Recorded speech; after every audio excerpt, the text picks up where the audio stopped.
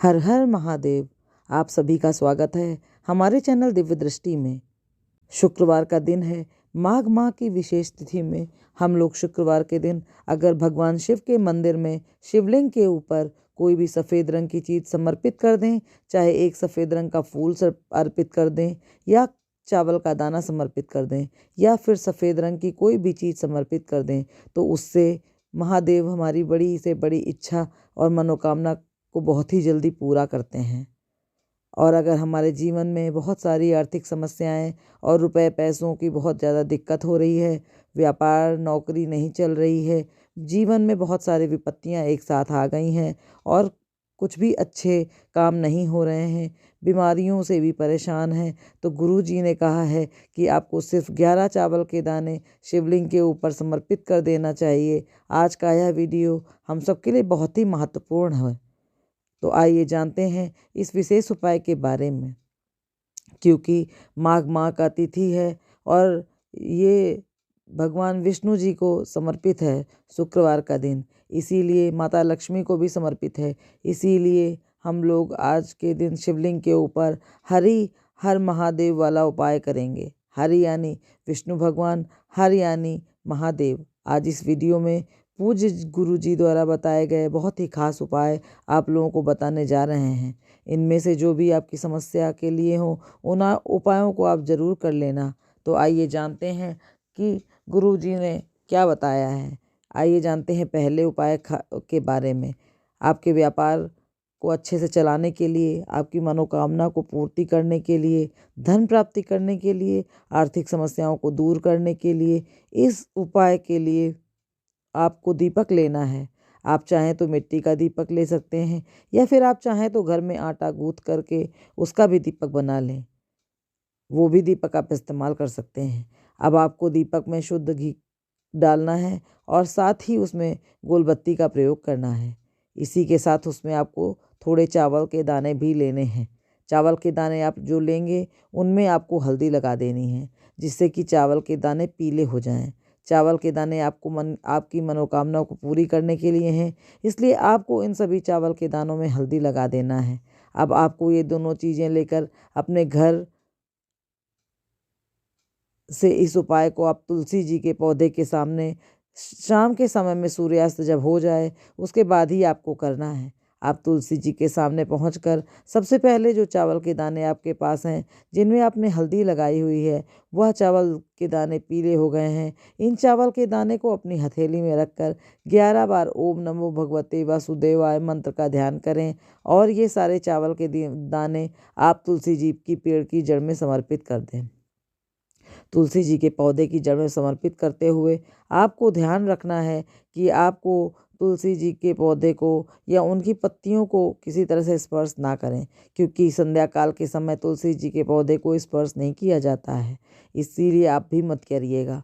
बस चावल के दाने समर्पित कर देना, 21 बार ओम नमो भगवते वासुदेवाय का ध्यान कर लेना। इसके बाद आपको थोड़े से चावल और लेने हैं, वह ज़मीन पर रख लें। फिर उन्हीं चावल के दानों के ऊपर एक दीपक रख लेना। ये जो गोल बत्ती वाला दीपक लेकर के आए हैं, उसे आप ऐसे ही ज़मीन पर नहीं रखेंगे, उसके नीचे आप थोड़े से चावल डाल देंगे।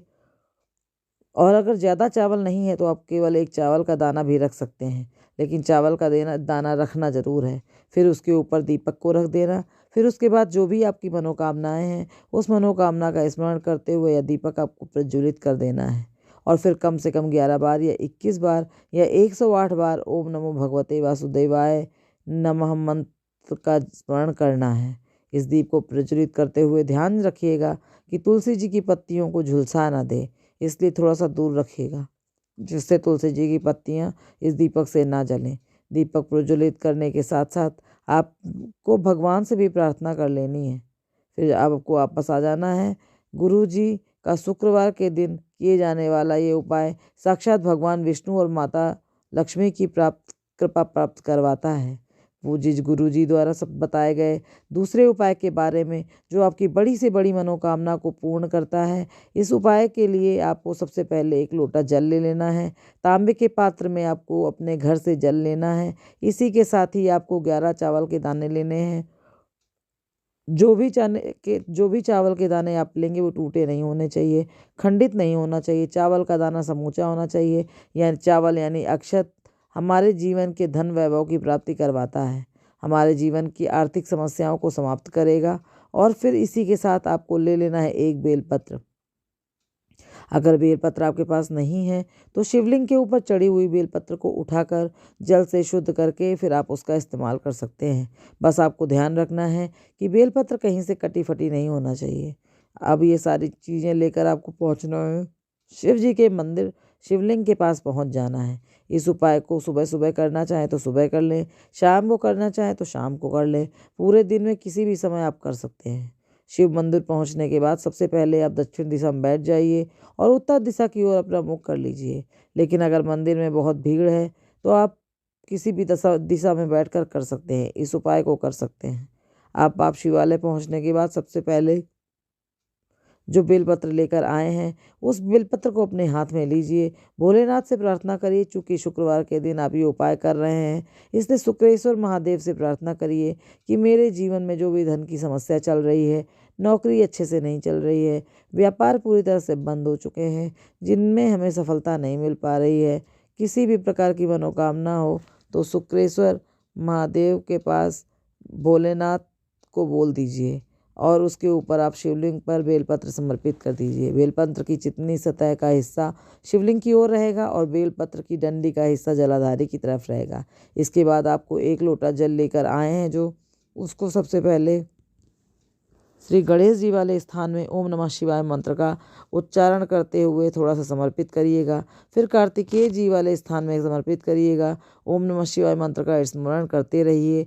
और उसके बाद फिर अशोक मत सुंदरी वाले स्थान में थोड़ा सा समर्पित करिएगा, ओम नमः शिवाय का स्मरण करते रहिए। और माता पार्वती के हाथ से कमल में जोड़ा थोड़ा सा समर्पित करें और ओम नमः शिवाय मंत्र का स्मरण कर लीजिए। इसके बाद आप जो चावल का दाना लेकर आए हैं उसको इसी लोटे में डाल दीजिए।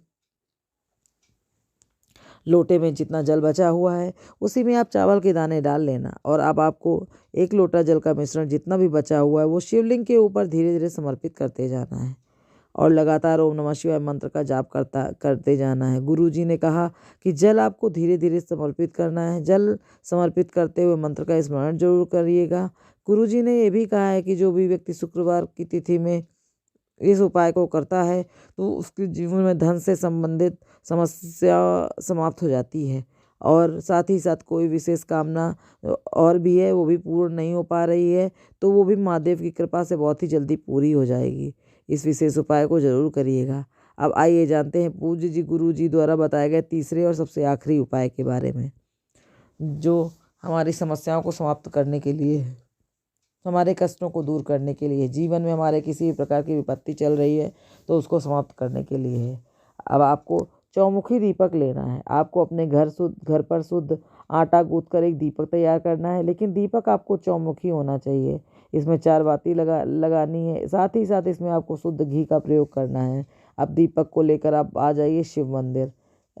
इस उपाय को आप शाम को सूर्यास्त के बाद ही करिएगा। सूर्यास्त के बाद आप किसी भी समय शिव मंदिर पहुंच जाइए और शिवालय की चौखट होती है वहां पर आपको दीपक रखना, लेकिन दीपक आपको ऐसे ज़मीन पर नहीं रखना है बल्कि इसके नीचे कुछ चावल के दाने ज़रूर रख दीजिएगा।